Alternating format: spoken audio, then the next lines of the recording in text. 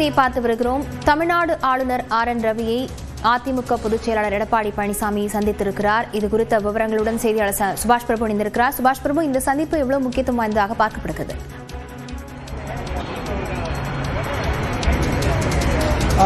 தமிழ்நாட்டோட எதிர்க்கட்சி தலைவரும் அதிமுகவின் பொதுச் செயலாளரான எடப்பாடி பழனிசாமி இன்றைய தினத்தில் தற்போது ஆளுநர் மாளிகையில் இந்த சந்திப்பானது நடைபெற்று வருகிறது.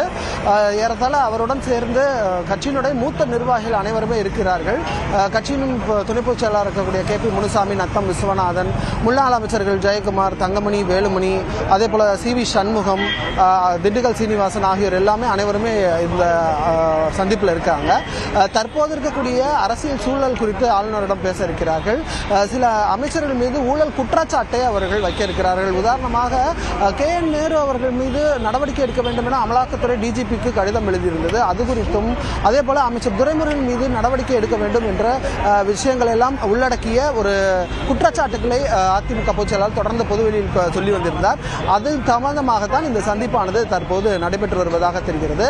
அடுத்த ஒரு 20 நிமிடங்கள் வரை இந்த சந்திப்பு ஒட்டுமொத்தமாக ஒரு 40-45 நிமிஷம் அந்த சந்திப்பு நடந்து அவங்க கொண்டு வந்திருக்கக்கூடிய குற்றச்சாட்டுகள், புகார்களை ஆளுநரிடம் விளக்கமாக சொல்ல இருக்கிறார்கள்.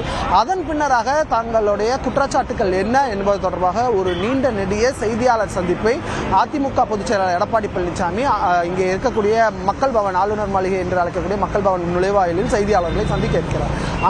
முன்னாள் அமைச்சர்களுடன் சேர்ந்து அந்த செய்தியாளர் சந்திப்பானது இடம்பெற இருக்கிறது. அவர் வச்சிருக்கக்கூடிய குற்றச்சாட்டு என்ன, தற்போது இருக்கக்கூடிய திமுக அரசு மீது சுமத்தும் குற்றச்சாட்டுகள் என்னென்ன என்பதை பட்டியலிட்டு அவர் அந்த செய்தியாளர் சந்திப்பில் பேச இருக்கிறார். நாம் முன்னால் சொல்லிய இந்த 2 விஷயங்கள் உள்ளடக்கியும் வேறு சில விஷயங்கள் புதிதாகவும் இருக்கிறதுக்கான வாய்ப்பு இருக்கிறது.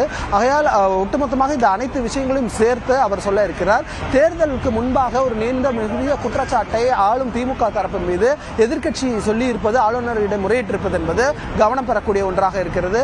இன்றைய தினத்தில் திருப்பரங்குன்றம் சம்பந்தமான உத்தரவு வந்திருக்கிறது. அது குறித்தும் அதிமுக பொதுச் செயலாளர் செய்தியாளர் சந்திப்பில் விளக்கம் அளிப்பார் அல்லது அதற்கான கருத்தை தெரிவிப்பார் என எதிர்பார்க்கிறோம். விவரங்களுக்கு நன்றி சுபாஷ்.